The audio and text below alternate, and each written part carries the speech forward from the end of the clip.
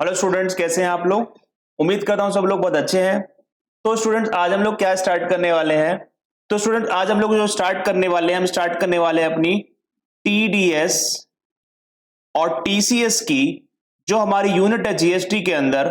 हम लोग उस यूनिट को स्टार्ट करेंगे, ठीक है। और आज ही हम लोग इस यूनिट को फिनिश भी करेंगे सर। तो आज हमारा टॉपिक होगा कौन सा, टीडीएस अंडर जीएसटी और टीसीएस अंडर जीएसटी चलेगा। तो सबसे पहले हम लोग स्टार्ट कर रहे हैं सर किसके बारे में, टीडीएस। ठीक है, चलेगा, टीडीएस के बारे में हम लोग स्टार्ट करते हैं। तो फुल फॉर्म होती है सर टीडीएस की, tax deduction at source.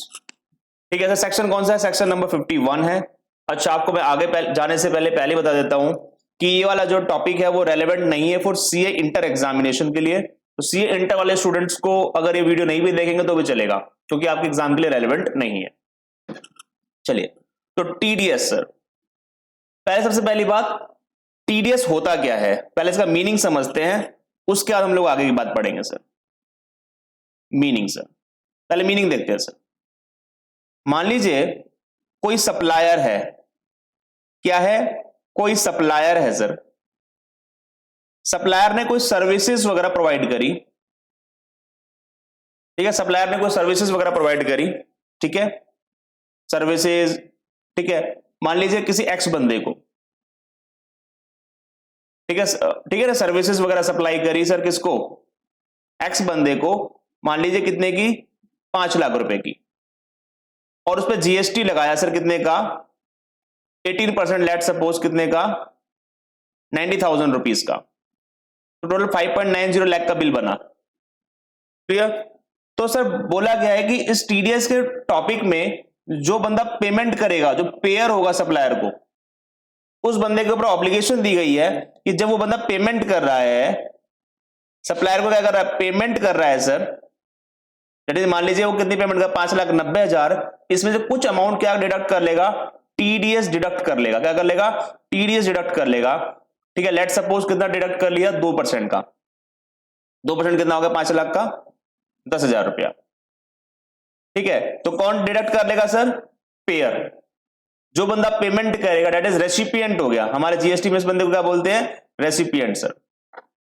Yes और नो। तो रेसिपिएंट को रेस्पॉन्सिबिलिटी दी हुई है कि जब वो पेमेंट कर रहा है उस समय कुछ टीडीएस काट लेगा, टैक्स डिडक्ट कर लेगा एट सोर्स पे, और ये क्या करेगा, गवर्नमेंट को इस टीडीएस को जमा कराएगा। बोलिए हाँ या ना। ये इस टीडीएस को किसको जमा कराएगा, गवर्नमेंट को जमा कराएगा। ओके। और सप्लायर बच्चों, सप्लायर के लिए बोला गया जो भी टीडीएस कटा है उसका वो क्लेम कर सकता है, ठीक है, उसका भी इनपुट टैक्स क्रेडिट क्लेम हो जाएगा सर, क्योंकि वो उसके कैश लेजर में रिफ्लेक्ट हो जाएगी पेमेंट। कौन से लेजर में आ जाएगी, कैश लेजर में। ठीक है, बट ये थोड़ा सेफ साइड के लिए गवर्नमेंट क्या कर रही है कि जो बंदा रेसिपिएंट है उसी को बोल दिया गया भैया तो उसको पूरी पैसा मत दे, कुछ पैसा टीडीएस के नाम का काट ले, और वो तो गवर्नमेंट को जमा करा दे डायरेक्टली। ठीक है, हाँ, बाद में सप्लायर उसको क्लेम कर ले, उसको कि उसके कैश लेजर में पेमेंट रिफ्लेक्ट हो जाएगी सर, कैश लेजर में उसकी पेमेंट रिफ्लेक्ट हो जाएगी। क्लियर होगी बात सर। ओके। तो टीडीएस का प्रोविजन क्या है, सप्लायर ने कोई सर्विसेज वगैरह प्रोवाइड करी, जो रेसिपिएंट है जो पेमेंट कर रहा है सप्लायर को, उसमें से कुछ अमाउंट क्या काट लेगा, टीडीएस काट के पेमेंट करेगा सप्लायर को, और जो रेसिपिएंट है वो टीडीएस गवर्नमेंट को जमा कराएगा, और उसके लिए टीडीएस के लिए एक रिटर्न भी फाइल करनी पड़ती है, और रिटर्न के चैप्टर में हम लोग देख लेंगे। क्लियर, चलिएगा। तो सर इस चैप्टर में आप हमें क्या पढ़ाने वाले हो, आज क्या पढ़ाने वाले हो, आज मैं बताऊंगा सर कौन कौन से ऐसे रेसिपिएंट है, ठीक है, जिनको बोला गया उनको टीडीएस काटना है। पहले तो वो डिस्कस करेंगे कौन कौन से ऐसे रेसिपिएंट है। दूसरा इसको डिस्कशन करेंगे उनको टीडीएस काटना कब है, यस और नो। तो ऐसी चीजें हम डिस्कस करने वाले हैं कि कौन टीडीएस काटेगा, किसका काटेगा, कब काटेगा, ये सब चीजें आज हम लोग डिस्कस करने वाले, छोटी छोटी बातें सर। चलेगा, तो हम लोग स्टार्ट करते हैं सर टॉपिक टीडीएस, सेक्शन 51। तो लिखा हुआ है सबसे पहले, person liable to deduct TDS. ऐसा कौन सा बंदा है जिसको टीडीएस काटने की रिस्पॉन्सिबिलिटी है। तो पहला बोला गया है डिपार्टमेंट और establishment of government, government departments को, गवर्नमेंट डिपार्टमेंट को रिस्पॉन्सिबिलिटी दी गई, लेकिन लिखा हुआ है excluding authority under ministry of defence, लेकिन मिनिस्ट्री ऑफ डिफेंस को छोड़ दिया गया। मिनिस्ट्री ऑफ डिफेंस को छोड़ दिया गया, एक्सेप्ट फ्यू प्रिस्क्राइब्ड केसेस में उनको काटना है, अदरवाइज मिनिस्ट्री ऑफ डिफेंस को टीडीएस काटने की रिक्वायरमेंट नहीं है। इसके अलावा कोई गवर्नमेंट के डिपार्टमेंट है जैसे म्युनिसिपैलिटी वगैरह है या नहीं है, तो इन सबको क्या करना पड़ेगा, जो भी गवर्नमेंट के डिपार्टमेंट से उनको टीडीएस काटना पड़ेगा। नंबर 2 मिनिस्ट्री ऑफ डिफेंस को छोड़ दिया। नंबर 2 लोकल अथॉरिटीज को काटना पड़ेगा, गवर्नमेंट की एजेंसीज को काटना पड़ेगा, और ऐसे कुछ नोटिफाइड पर्सन से like authority setup by government with 51% ownership. ऐसी कोई अथॉरिटी है जिसमें गवर्नमेंट की ओनरशिप कितनी है, 51%। ऐसी कोई सोसाइटीज है जो गवर्नमेंट ने बनाई है, या पीएसयूज को भी टीडीएस काटने की रिक्वायरमेंट है। तो इन लोगों को टीडीएस काटना है, 4 लोग बता दिए। Number 1 government department, number 2 local authorities, number 3 government agencies, और नंबर 4 कुछ नोटिफाइड पर्संस हैं, दैट इज ऐसी अथॉरिटी जो गवर्नमेंट की 51% ओनरशिप है, सोसाइटी एस्टेब्लिश्ड बाय गवर्नमेंट या पीएसयूज। इन लोगों को टीडीएस काटने की रिक्वायरमेंट दी। अल्टीमेटली मैं बोलूं ये कहीं ना कहीं गवर्नमेंट की ऑर्गेनाइजेशंस नहीं है, यस और नो, इन्हीं को टीडीएस काटने के लिए बोला है सर।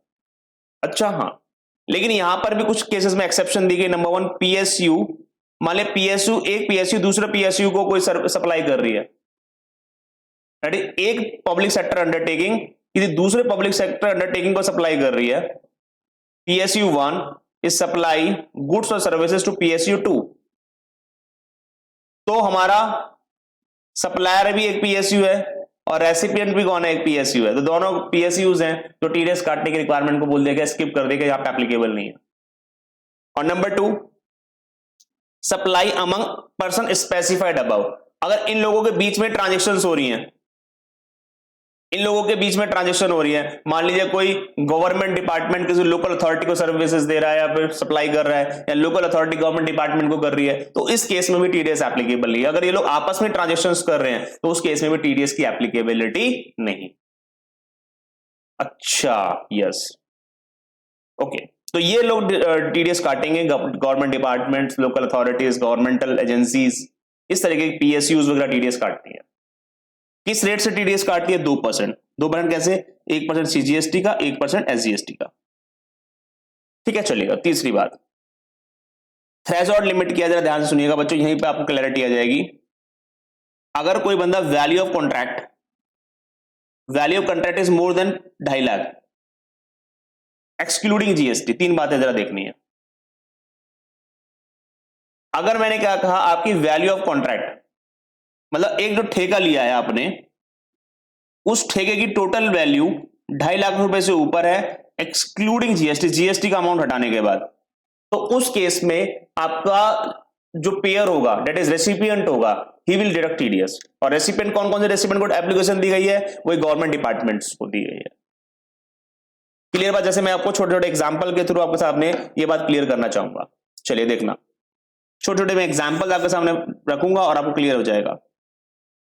एग्जांपल मान लीजिए मैं गवर्नमेंट डिपार्टमेंट में रख रहा हूं म्युनिसिपैलिटी को, कोई म्युनिसिपैलिटी समझ में आती है आपको, चलिए म्युनिसिपैलिटी है, और मान लीजिए इसका कोई ठेकेदार है, कॉन्ट्रैक्टर है, कॉन्ट्रैक्टर ठेकेदार, क्लियर, इसने इसका कोई कॉन्ट्रैक्ट लिया सर, म्युनिसिपैलिटी ने इस कॉन्ट्रैक्टर को कोई कॉन्ट्रैक्ट दिया है और कॉन्ट्रैक्टर ने कॉन्ट्रैक्ट लिया है। सर किस चीज का कॉन्ट्रैक्ट लिया दिया है सर, जैसे मान लीजिए म्युनिसिपैलिटी ने कहा एक रोड बनानी है आपको, क्या बनानी है, एक रोड बनानी है सर, इसका ठेका किसको दिया, ठेकेदार को दिया है। रोड बनाने का ठेका किसको दिया, म्युनिसिपैलिटी ने ठेकेदार को दिया है। अब सर केसेस में बता रहा हूं, केस कौन कौन से हो सकते हैं। केस 1 वैल्यू ऑफ कॉन्ट्रैक्ट अब कितनी है, मान लीजिए है 2,30,000 रुपए, और पे जीएसटी का रेट है लेट सपोज 12%।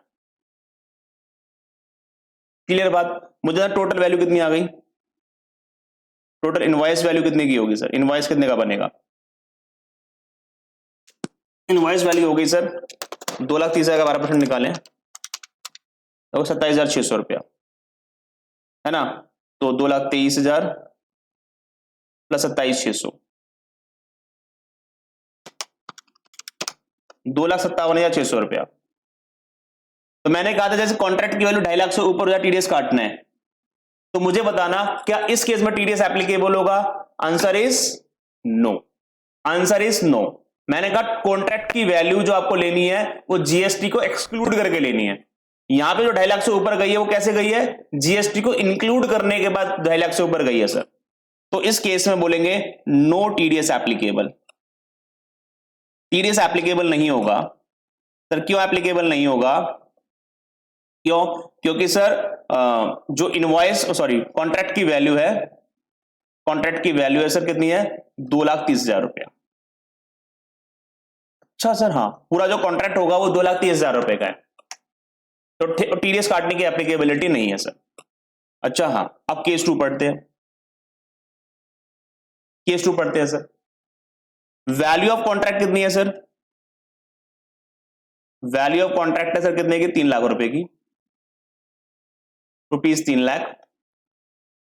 और जीएसटी का रेट कितना दिया हुआ है सर? वो 12% का।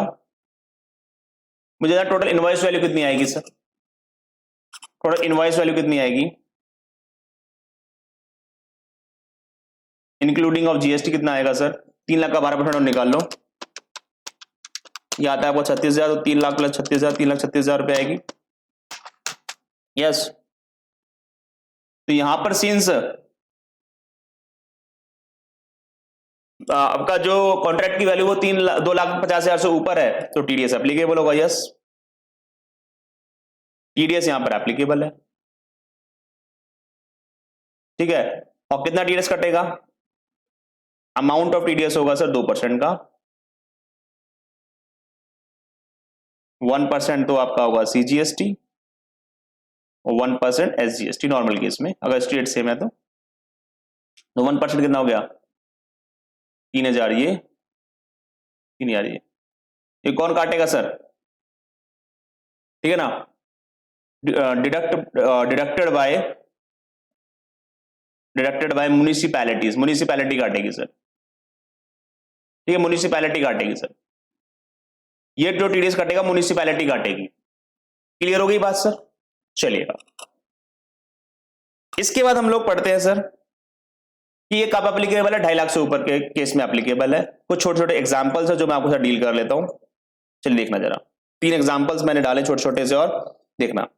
In case of value of one contract for printing material is 3 lakh plus GST. मतलब एक कॉन्ट्रैक्ट लिया है सर किसी बंदे ने, कितने का लिया? 3 लाख रुपए का अमाउंट है, जीएसटी अलग से है, और उसके लिए बिल कितने काट रहा है? 6 इनवॉइसेस हैं सर, 50-50 हजार के 6 इनवॉइसेस दे रहा है। बताना और वो कौन कौन से ईयर में इनवॉइस दे रहा है? फाइनेंशियल 19-20 में दे रहा है कुछ इनवॉइस, फाइनेंशियल 20-21 में। मतलब टीडीएस एप्लीकेबल है या नहीं है सर? ये केस बताऊं क्या है, जरा समझना। यहां पे केस क्या हो रहा है, पहले केस को समझे। जो सप्लायर ने जो टोटल कॉन्ट्रैक्ट वैल्यू कितनी है बताना? कॉन्ट्रैक्ट की वैल्यू कितनी है सर? 3 लाख रुपए।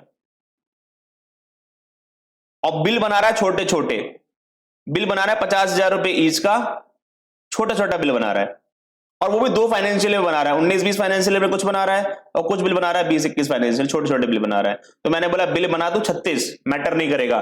तेरे सिंगल कॉन्ट्रैक्ट की वैल्यू कितनी है बताना बच्चों? 3 लाख से ऊपर की वैल्यू है या नहीं है? सॉरी, 2.5 लाख से ऊपर की वैल्यू है या नहीं है? तेरे सिंगल कॉन्ट्रैक्ट की वैल्यू 2.5 लाख रुपए से ऊपर है, in this case TDS will be applicable. TDS applicable हो जाएगा अगर आपका सिंगल बिल 2.5 लाख रुपए से ऊपर है, ठीक है ना। On each bill, her bill pay वो टीडीएस काट के देगा। अगर देने वाला कौन है? अगर देने वाला वही गवर्नमेंट डिपार्टमेंट है, कोई म्युनिसिपैलिटी है कोई, यस और नो। तो अगर इस तरीके का कोई डिपार्टमेंट आपको पेमेंट कर रहा है तो डेफिनेटली वो टीडीएस काटेगा, तो कॉन्ट्रैक्ट की वैल्यू 3 लाख रुपए से ऊपर हो गई। केस नंबर 5 पढ़ना, example number 5। In case the value of 6 contract, यहां पे 6 छोटे छोटे कॉन्ट्रैक्ट्स ले रहे हैं for printing material from same vendor, ठीक है, ए इज ₹50,000 प्लस जीएसटी। यहां पे कॉन्ट्रैक्ट 6 बने छोटे छोटे, एक 50,000 का एक कॉन्ट्रैक्ट है, 50,000 का कॉन्ट्रैक्ट है। तो यहां पे सिंगल कॉन्ट्रैक्ट की वैल्यू 2.5 लाख रुपए से ऊपर नहीं जा रही है सर। सिंगल कॉन्ट्रैक्ट की वैल्यू 2.5 लाख रुपए से ऊपर नहीं जा रही है सर, तो यहां पर TDS is not applicable sir. TDS not required to deducted on any bill. तो अगर एक सिंगल कॉन्ट्रैक्ट 2.5 लाख रुपए से ऊपर है in that case TDS is applicable. अगर छोटे छोटे कॉन्ट्रैक्ट्स ले रहे हो 50,000 का एक, 70,000 का एक, 80,000 का एक, छोटे छोटे कॉन्ट्रैक्ट्स ले रहे हो सेमी बंदे से, तो टीडीएस एप्लीकेबल नहीं होगा। ओके और एक छठे एग्जांपल में बात लिखी है, मान लीजिए जो कॉन्ट्रैक्ट ले रहे थे उसमें कुछ टैक्सेबल सप्लाई कर रहे थे, कुछ एग्जम्प्टेड सप्लाई कर रहे थे, तो बोला गया एग्जम्प्टेड सप्लाई को ना तो थ्रेशोल्ड लिमिट 2.5 लाख के निकालने में काउंट करना है, और नंबर 2 ना ही इसके ऊपर टीडीएस कटेगा, क्योंकि जब सप्लाई एग्जम्प्टेड है तो उसको क्यों थ्रेशोल्ड रुपए की 2.5 लाख की लिमिट में कंसीडर कर रहे हो, और क्यों उसके ऊपर आप टीडीएस काट रहे हो जब है ही एग्जम्प्ट। तो लिखा हुआ है in case of value of one contract printing material and books from a vendor 3.5 lakh रुपए प्लस जीएसटी। इसमें वैल्यू ऑफ बुक थी 1 लाख रुपए की, इसमें 1 लाख रुपए की बुक दे रहे हो, सप्लाई कर रहे हो जो एग्जम्प्टेड है, और प्रिंटिंग मटेरियल की वैल्यू 2,50,000 जो कि टैक्सेबल है। तो आपका सिंगल कॉन्ट्रैक्ट 3.5 लाख रुपए का था, लेकिन उसमें से 1 लाख रुपए का सामान एग्जम्प्टेड है, तो टैक्सेबल अमाउंट कितना होने 2.5 लाख रुपए, तो 2.5 लाख से ऊपर तो नहीं गया ना, 2.5 लाख रुपए तो है ना सर टैक्सेबल वाला पोर्शन, 2.5 लाख से ऊपर तो नहीं गया। अगर 2.5 लाख रुपए तो है तो यहां पे भी क्या नहीं कटेगा, टीडीएस की रिक्वायरमेंट नहीं है, क्योंकि एग्जम्प्टेड वाली सप्लाई को इग्नोर करना है, इवन इन थ्रेशोल्ड लिमिट में भी इग्नोर करना है। नंबर 2 उसमें टीडीएस भी नहीं कटेगा क्योंकि एग्जम्प्टेड है। तो ठीक है, तो यहां पे 3.5 लाख रुपए की सप्लाई की थी, इसमें 1 लाख रुपए का सामान एग्जम्प्टेड है, ओनली 2.5 लाख वाला टैक्सेबल था, तो not required to be deducted. चलिए एक केस और बताया हुआ है जहां पर टीडीएस काटने की एप्लीकेबिलिटी नहीं है। आपको बताता हूं सर, फिर पहले आपको एग्जांपल को तो समझाता हूं, फिर बताता हूं लॉ में क्या लिखा हुआ है। सुनना एग्जांपल, ठीक है। मान लीजिए सप्लायर है मिस्टर एक्स है, ठीक है, मिस्टर एक्स है सर, ओके, इसकी एक बिल्डिंग है सर,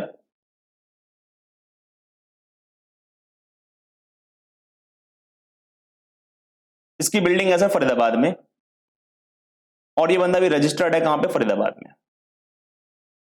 क्लियर बात। अब इसने क्या किया, म्युनिसिपल कॉर्पोरेशन ऑफ दिल्ली को ठीक है, ये बिल्डिंग रेंट पे दे दी, ये बिल्डिंग रेंट पे किसको दी, एमसीडी को रेंट पे दे दी,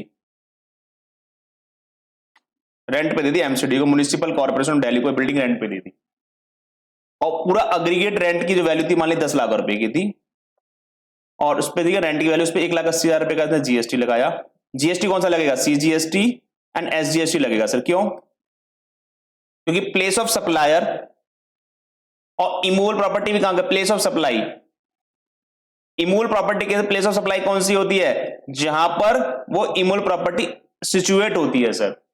मैं आपको थोड़ा हिंट दे रहा हूं, बाकी place of supply rule inter में तो नहीं, बाकी मैं कराऊंगा। तो यहां पे प्लेस ऑफ सप्लाई कहां की है, फरीदाबाद की है, डेट इज फरीदाबाद, यहां हरियाणा में आता है सर, मैं आपको पहले बता देता हूं, ये भी हरियाणा में है, ये भी हरियाणा में है सर।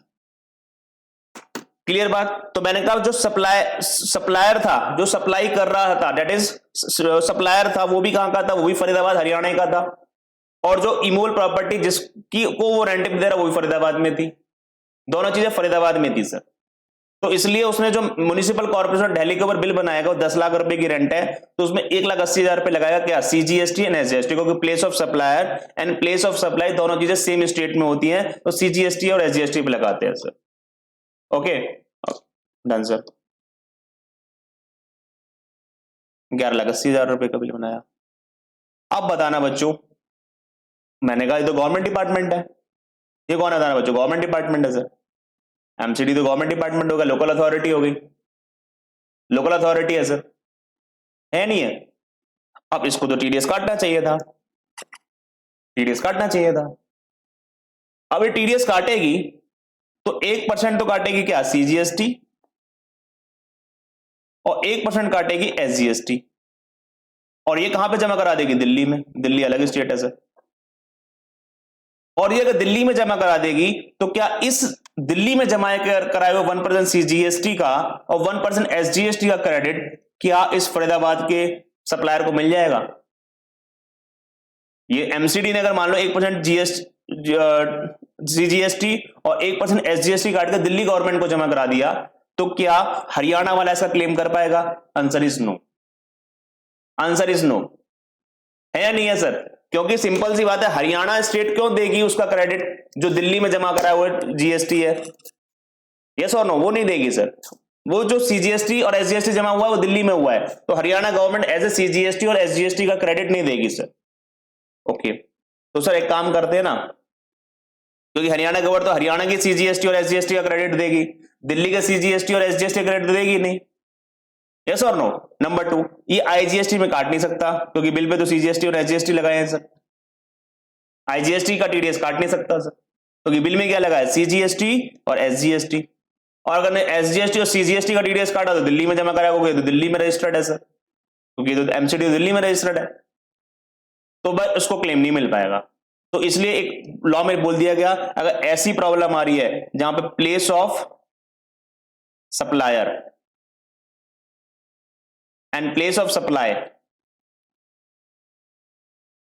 सेम स्टेट है ना, लेकिन लोकेशन जो हमारा जो रेसिपिएंट है वो अदर स्टेट में रजिस्टर्ड है,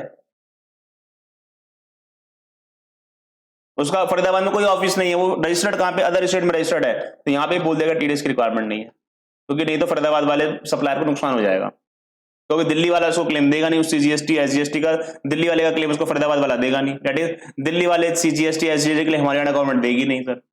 तो इसलिए बोला गया यहां पर उसको नहीं काटना सर। लिखा हुआ है, अगर location of supplier and place of supply in state A where location of recipient state B, तो आपको टीडीएस काटने की रिक्वायरमेंट नहीं है, ठीक है। एग्जांपल दिया, mister A Faridabad rented property to PSU situated Faridabad, registered of the office of PSU कहां पे, दिल्ली में है, प्रॉपर्टी कहां की थी, फरीदाबाद की, सप्लायर कहां का था, फरीदाबाद का, पीएसयू कहां की है, दिल्ली की है, तो mister A will charge CGST and SGST on rent invoice, no TDS on this transaction by PSU, it has registered office at different state. Case number 3 में ये बात बताई गई है, ठीक है ना। सप्लायर और प्लेस ऑफ सप्लाई दोनों स्टेट ए, दैट इज मान लो फरीदाबाद में है, रेसिपिएंट कहां का है, दिल्ली का है,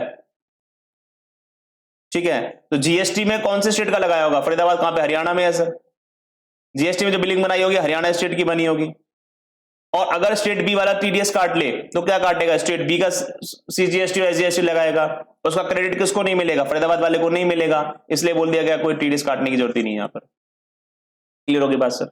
हाँ, लेकिन 2 केसेस और है सर, मान लो तीनों सेम स्टेट के हैं तो फिर कोई दिक्कत ही नहीं आ रही, फिर तो सीजीएसटी प्लस एचजीएसटी लगा के टीडीएस काट लो, क्लेम भी कर लेगा सप्लायर। हाँ, अब इसमें जरा समझना, केस 2 में सप्लायर कहां का था, मान लीजिए हरियाणा का,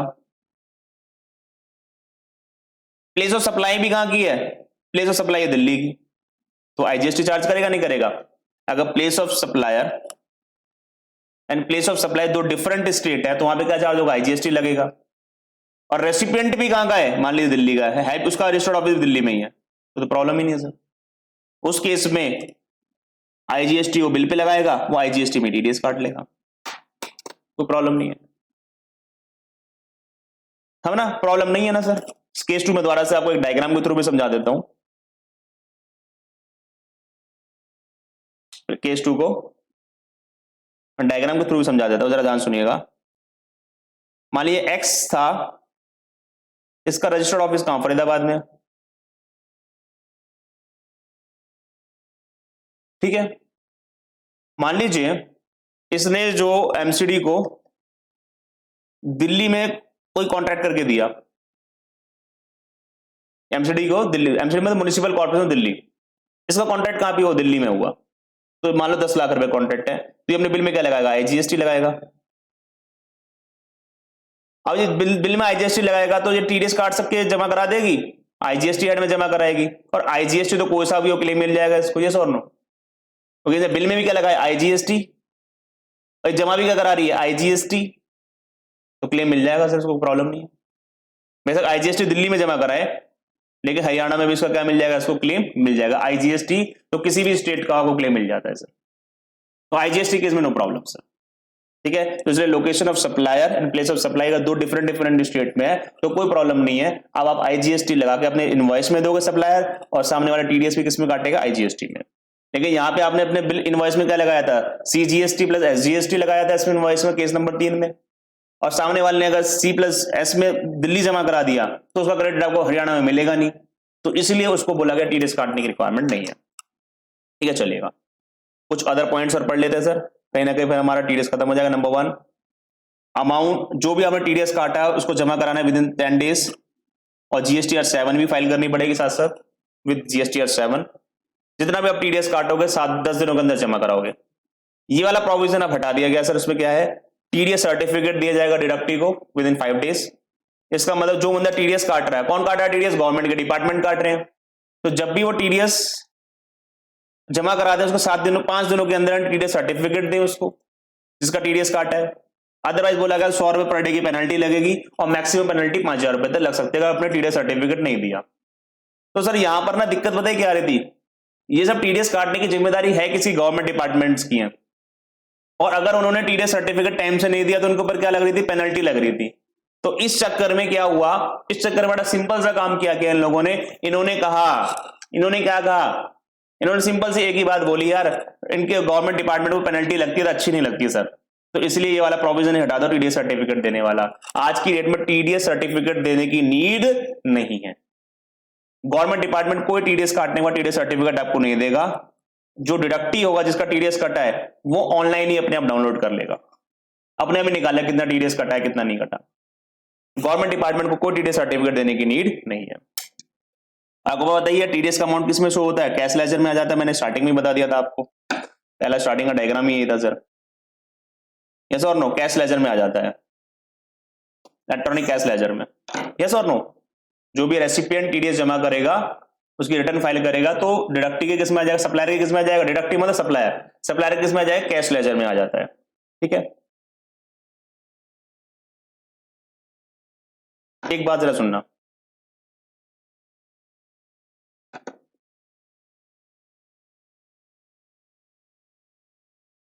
मान लीजिए सप्लायर था,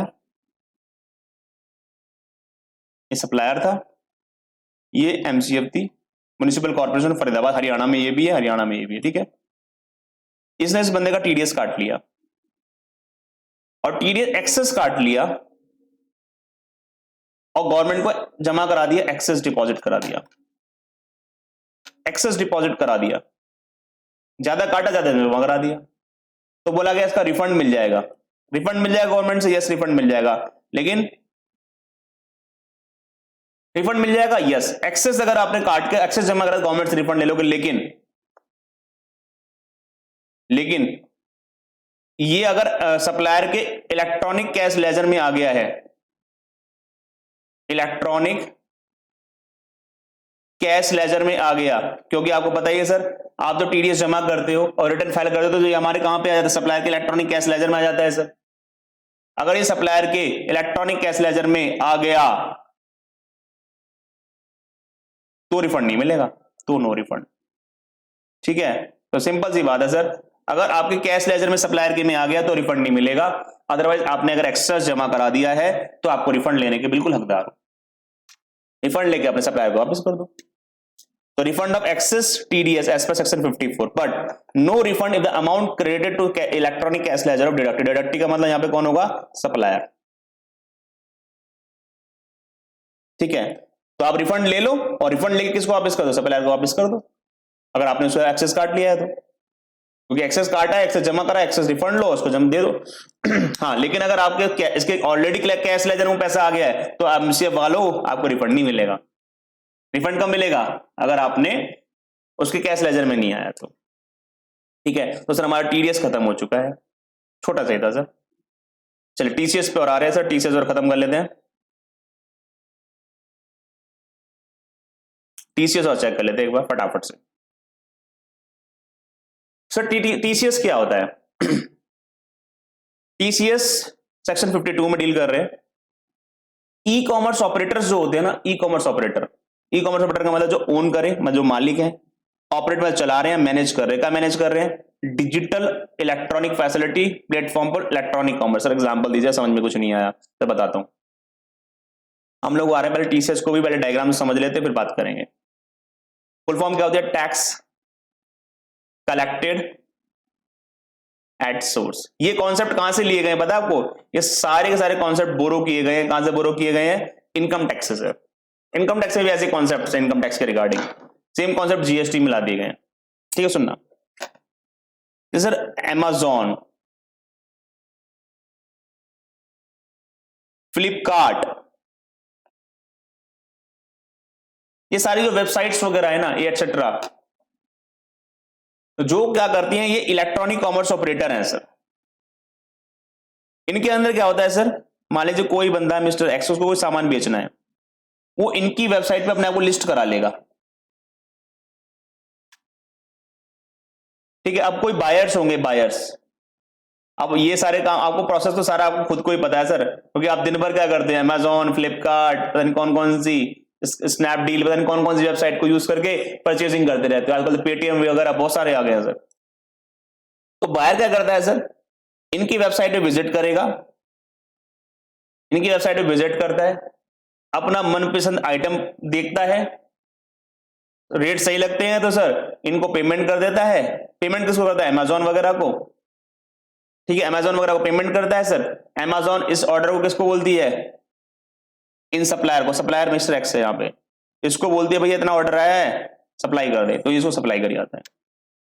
तो प्रोसेस क्या हुआ, इसने अपना प्रोडक्ट लिस्ट किया अपना अमेज़न, फ्लिपकार्ट वगैरह पे, बायर वगैरह ने अमेज़न वगैरह की साइट पे विजिट किया, प्रोडक्ट पसंद आया तो पेमेंट अमेज़न वगैरह को करी, अमेज़न वगैरह ने सप्लायर को इंफॉर्मेशन दी कि ऑर्डर आया हुआ है हमारी वेबसाइट पे, और सप्लायर क्या करेगा, वो ऑर्डर को डिलीवर किसको करेगा, बायर को। तो अल्टीमेटली पेमेंट किसको आ रही है, अमेज़न या फ्लिपकार्ट के पास पेमेंट आ रही है, जो बायर पेमेंट कर रहा है, और सामान बेचने वाला कौन है, सप्लायर, और ये कौन है, मीडिएटर है, और इन मीडिएटर को बोलते हैं sir e commerce operator sir. तो बोला गया है, अब सामान जैसे डिलीवर करेगा तो क्या अमेज़न, फ्लिपकार्ट वगैरह इसको पेमेंट करेगी नहीं करेगी सप्लायर को, बोलिए यस और नो। अमेज़न, फ्लिपकार्ट वगैरह इस सप्लायर को पेमेंट करेगी या नहीं करेगी, सर डेफिनेटली पेमेंट करेगी सर, यस और नो करेगी। तो कितनी पेमेंट करेगी बताना, सुनना, कितनी पेमेंट होगी। मान लीजिए इसने 1 लाख रुपए का बिल दिया, 1 लाख के बिल पे 1,80,000 रुपए का जीएसटी लगाया, तो कितने का बिल बनाया, 1,80,000 रुपए का। सॉरी गलत हो गया है ना, कैलकुलेशंस गलत हो गई हैं, एक मिनट बताइए। मान लीजिए इसने बिल बनाया 1 लाख रुपए का, सेल की थी 1 लाख रुपए की, और वह जीएसटी लगाया कितना, 18,000 रुपए का, 1,18,000। तो अमेज़न क्या करेगी, ध्यान सुनिएगा, अमेज़न वगैरह जब इस सप्लायर को पेमेंट करेगी तो अपना 1% का काट लेगी, टीसीएस काट लेगी, और 1% किसका, वही सेल अमाउंट का, डेट इज 1,000 रुपए टीसीएस काट लेगी, और उसको कितनी पेमेंट कर देगी, 1,17,000 रुपया। क्लियर हो गई बात। तो अमेज़न वगैरह जब इसको पेमेंट करेगी ना सामान की, क्योंकि इसने, बायर ने अमेज़न वगैरह को पेमेंट करी है, अमेज़न ने सप्लायर को ऑर्डर लगाया और सप्लायर ने उसको डिलीवरी कर दी। जैसे डिलीवरी करेगा तो अमेज़न वगैरह पेमेंट भी तो करेगी सप्लायर को, तो टीसीएस काट के पेमेंट करेगी। तो कितना, 1 लाख + 18,000, 1,18 की पेमेंट करनी थी, उसमें 1 लाख का 1% काट के 1,17 पेमेंट कर दी। इस तरीके से अमेज़न पेमेंट करती है सर। हाँ सर, जो 1,000 कटा है उसको सप्लायर, ये वही कैश लेजर में रिफ्लेक्ट हो जाएगा सर, ये भी है ना, सप्लायर के कैश लेजर में आ जाएगा। ठीक है, चलेगा। तो टीसीएस कौन काटता है, बेसिकली इलेक्ट्रॉनिक कॉमर्स ऑपरेटर। कब काटती है, जब कोई दूसरा सप्लायर इनकी वेबसाइट पे सामान बेच रहा है। एक बात और बताता हूं इसी में मजे की बात, अगर ये बंदा एक्स फ्लिपकार्ट के थ्रू अपना सामान बेच रहा है बायर को, तो सप्लायर का टीडीएस कट जाएगा। लेकिन फ्लिपकार्ट या अमेज़न वगैरह अपना खुद का सामान, ओन गुड्स या सर्विसेज किसको दे रही है, बायर को सेल कर रही है, तो बोलो इस पर टीडीएस काटेंगे अपना खुद का, अपने खुद के गुड्स और सर्विसेज अगर बायर को बेच रही है तो सर अपने खुद के, तो इसमें टीडीएस थोड़ा ना कटेगा सर, टीडीएस दूसरे को काटा जाएगा ना, अपना थोड़ा ना कट जाएगा। बोलिए सुनो, अगर खुद के गुड्स और सर्विसेज है उसके ऊपर टीसीएस एप्लीकेबल नहीं होगा। टीसीएस तभी एप्लीकेबल होगा जब दूसरे लोग अपना गुड्स बेच रहे हैं। अच्छा जी, हाँ, और एक्सेप्शन यहां पर है सर, यहां पर भी कुछ लोगों, कुछ तरीके के ईसीओस का टीसीएस नहीं कटता।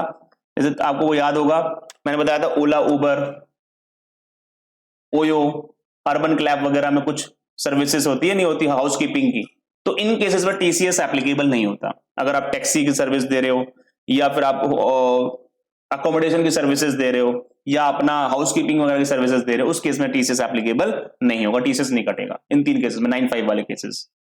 जो 95 के केस थे वहां पर टीसीएस नहीं कटेगा सर। क्लियर बात हो गई? तो समझ में आ गई? अगर अमेजोन के थ्रू आप अपना सामान बेच रहे हो, कोई थर्ड बंदा, तो उसका टीसीएस कट जाएगा। अमेजोन खुद का सामान बेचे, टीसीएस एप्लीकेबल नहीं है। हाँ, अगर आप कौन है, ओला उबर है, ओयो है, या फिर आप कौन है, अर्बन क्लैप के थ्रू सामान बेच रहे हो, क्या अपनी हाउसकीपिंग की सर्विस बेच रहे हो, वहां पर टीसीएस एप्लीकेबल नहीं है, 95 में क्लियर बना हुआ है। ठीक है, चलेगा। तो ये कॉन्सेप्ट था सर, मैंने आपको कहीं ना कहीं मोरलेस काफी हद तक सारी बातें बता दी है, तो चेक कर लेते हैं एग्जाम्पल के थ्रू। मान लीजिए 1180 इज इनवॉइस वैल्यू, बेसिक है 1000 रुपए का, टैक्स है 180 रुपए का, तो टैक्स पेयर कितना काटेगा? 1% काटेगा sir, that is electronic commerce operator, और ये गवर्नमेंट को जमा करा देगा। और कितना पेमेंट करेगा?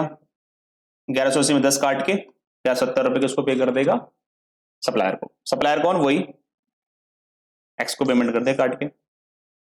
हाँ, जो 1000 रुपए टीसीएस काट रहा है तो गवर्नमेंट को जमा कराना ही पड़ेगा ना। ठीक है, चलेगा।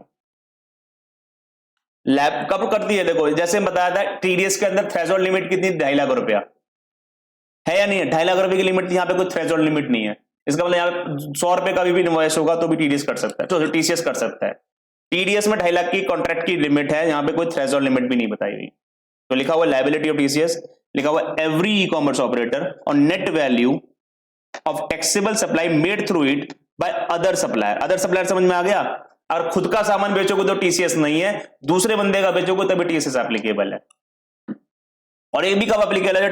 Consideration is collected by operator, no threshold limit और 95 वाले ट्रांजेक्शंस पे, और जो सेल्स रिटर्न हो गई उस पर टीसीएस एप्लीकेबल नहीं है। तो सर जरा बात सुनना,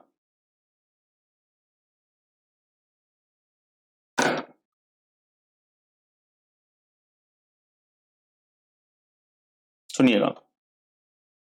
तो ईसीओस, सप्लायर, रेसिपिएंट, ठीक है जी। पेमेंट इसको कर रहा है, ये इसको ऑर्डर आगे पास ऑन कर रही है, डिलीवरी दे रहा है। तो पेमेंट किसको मिली? ईसीओ को, तो टीसीएस डिडक्ट करेगी, पहले case. Number 2, eco, supplier, recipient. Recipient direct payment किसको कर रहा है? ये इसको ऑर्डर पास करती है, इसको डिलीवरी दे देता है। पेमेंट डायरेक्टली किसको आ गई? सप्लायर को, नो टीसीएस। सर क्यों? ईसीओ को तो पेमेंट देने की जरूरत नहीं पड़ रही सर। ईसीओ टीसीएस तभी तो काटेगा जब पेमेंट देनी पड़े सप्लायर को। तो डायरेक्ट रेसिपिएंट को उसको पेमेंट करा है सप्लायर को, तो टीसीएस नहीं कटेगा। तो यही बात लिखी हुई है, where consideration is collected by operator, तभी टीसीएस है सर। और नॉर्मली केस है पेमेंट जो है ना, ईसीओ को जाती है और ईसीओ देता है सप्लायर को नॉर्मली। तो ठीक है, चलिएगा। अगर पेमेंट डायरेक्टली सप्लायर को चले गई है तो टीसीएस नहीं कटेगा। थ्रेशोल्ड लिमिट है नहीं, 95 वाले ट्रांजेक्शन वही ओला उबर ओयो वाले पे नहीं कटता। हाँ, अगर कोई सामान वापसी हो गया तो उस पर टीसीएस को कटेगा, जब माल रिटर्न नहीं हो चुका है तो नेट वैल्यू क्या है सर? टैक्सेबल सप्लाईज की नेट वैल्यू पे कटता है, तो एग्रीगेट जो भी सप्लाई करी है उसमें सेक्शन 95 वाली घटा दो और सेल्स रिटर्न घटा दो। और सेल्स रिटर्न अभी तक गुड्स की सेल्स रिटर्न होती है, सर्विसेज कभी कभी सेल्स रिटर्न नहीं होती सर। गुड्स ही रिटर्न हो सकते हैं, सर्विसेज रिटर्न नहीं हो सकती सर। तो ये आ गई नेट वैल्यू। रेट वही है 2%, 1 प्लस सीजीएसटी 1 प्लस एसजीएसटी करके 2% की रेट है, ठीक है, एज पर लॉ। लेकिन आपको बता दूं करंटली जो रेट चल रही है नोटिफिकेशन के हिसाब से वो 0.5 1% की रेट है। जो प्रैक्टिकली चल रही है वो 1% रेट चल रही है, लेकिन लॉ ने इसकी रेट निकाली हुई थी 2%, लेकिन एक्चुअली में जो चल रही है वो है 1%। ठीक है, उसके बाद बात लिखी हुई है सर, जो बंदा टीसीएस काटेगा ईसीओ वो उसको गवर्नमेंट को जमा कराएगा 10 दिनों के अंदर, रिटर्न फाइल करेगा जीएसटीआर 8, उसको मंथली रिटर्न भी फाइल करनी है, एनुअल रिटर्न भी फाइल करनी है। जो सप्लायर है वो टीसीएस को क्लेम करेगा, किस में आ जाएगा? कैश लेजर में आ जाएगा सर। ओके, एक और बात बताता हूं, एक और बात बताता हूं, एक बात और समझिए। सप्लायर कौन सा रिटर्न फाइल करेगा? जीएसटीआर 1, रिटर्न के चैप्टर में पढ़ते हैं। और ये कौन सा रिटर्न फाइल करेगा? जीएसटीआर 8। तो सुनना, इलेक्ट्रॉनिक कॉमर्स ऑपरेटर, सप्लायर और वही रेसिपिएंट। ये इसको पेमेंट करता है, ये इसको ऑर्डर पास करता है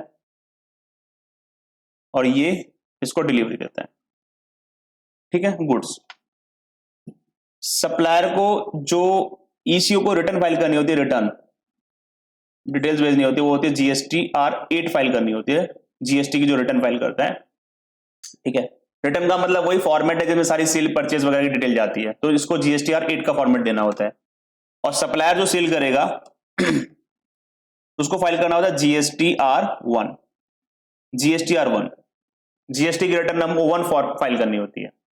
तो बोला गया है जो GSTR8 का डाटा है और GSTR1 का डाटा मैच होना चाहिए सर। क्यों? क्योंकि जो सप्लाई सप्लायर ने करी है वो सब GSTR8 में आ रही होगी सर। GSTR8 और 1 का डाटा क्या होना चाहिए? मैच होना चाहिए सर। क्योंकि सर सिंपल सी बात है, जो सप्लायर ने कस्टमर को माल बेचा है वही इलेक्ट्रॉनिक कॉमर्स ऑपरेटर ने अपनी GSTR8 में फाइल किया होगा। हाँ, ये बात जरूर है, बहुत सारे लोगों का किया होगा, लेकिन उसमें सप्लायर एक्स का जो डाटा उसने GSTR8 में फाइल किया हुआ है। GSTR8 में जो सप्लायर एक्स का डाटा फाइल किया हुआ है वो डाटा GSTR1 का क्या होना चाहिए? मैच होना चाहिए, नहीं होना चाहिए सप्लायर एक्स के GSTR1 से। GSTR8 में एक्स का डाटा भी गया होगा, जेड का भी गया होगा, वाई का भी गया होगा, ए का भी गया होगा। मैंने कहा एक्स वाला डाटा GSTR8 का एक्स के GSTR1 से मैच होना चाहिए। यस, मैच होना चाहिए। एक्स का जो GSTR8 का डाटा है वो एक्स के पर्सनल GSTR1 से क्या होना चाहिए? मैच होना चाहिए। ठीक है, लिखा हुआ है matching GSTR1 of the supplier with the GSTR operator and unmatched amount to be added to the liability of supplier. अगर मैच नहीं होता तो सप्लायर की लायबिलिटी बन जाएगी। हम मानेंगे इलेक्ट्रॉनिक कॉमर्स ऑपरेटर तो बिल्कुल ठीक है, गलती किसकी? सप्लायर की है, इसकी लायबिलिटी बढ़ा दो। अरे हाँ, अच्छा, हाँ बिल्कुल, इसकी लायबिलिटी बढ़ा दो। हाँ, अगर आपका कोई जीएसटी ऑफिसर चाहे तो वो इलेक्ट्रॉनिक कॉमर्स ऑपरेटर से कुछ इंफॉर्मेशन मांग सकता है। सर कौन कौन सी सप्लाई आप किसी बंदे ने आपके थ्रू की है, मतलब मिस्टर एक्स ने कितना सामान बेचा आपके थ्रू, वो इलेक्ट्रॉनिक कॉमर्स ऑपरेटर से कभी भी जीएसटी डिपार्टमेंट मांग सकता है। Stock of suppliers captain godown of operator, क्या है? कुछ सामान इस सप्लायर का आपने अपने पास भी रख रखा है, अगर रख रखा है तो उसकी डिटेल भी दो।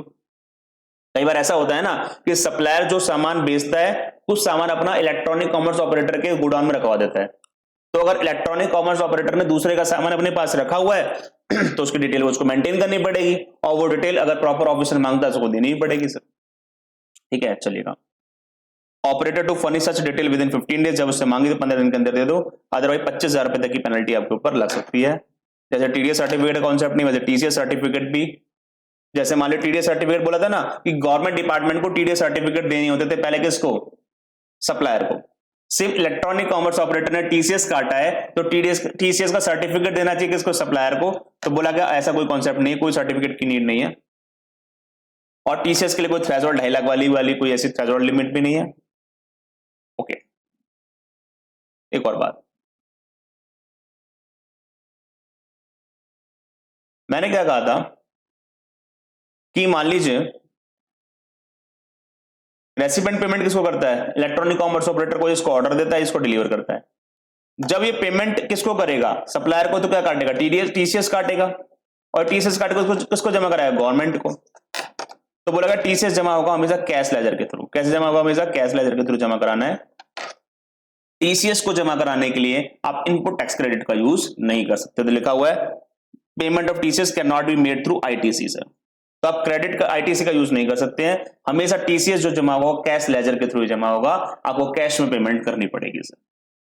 अच्छा सर, यस। और TCS not to be integrated in the invoice, invoice में अलग से दिखाने की रिक्वायरमेंट नहीं है कि मैंने आपका टीसीएस काटा है सर। टीसीएस से रिलेटेड कुछ पेनल्टीज भी बताई है। अगर टीसीएस कोई बंदा नहीं कलेक्ट करता, नहीं काटता, तो वो 10,000 रुपए की पेनल्टी या और द अमाउंट जितना कलेक्ट नहीं किया या शॉर्ट कलेक्टेड जितना अमाउंट है, जो भी सबसे हाई होगा उतनी हम पेनल्टी लगा देंगे, 10,000 या अमाउंट नॉट कलेक्टेड या शॉर्ट कलेक्टेड।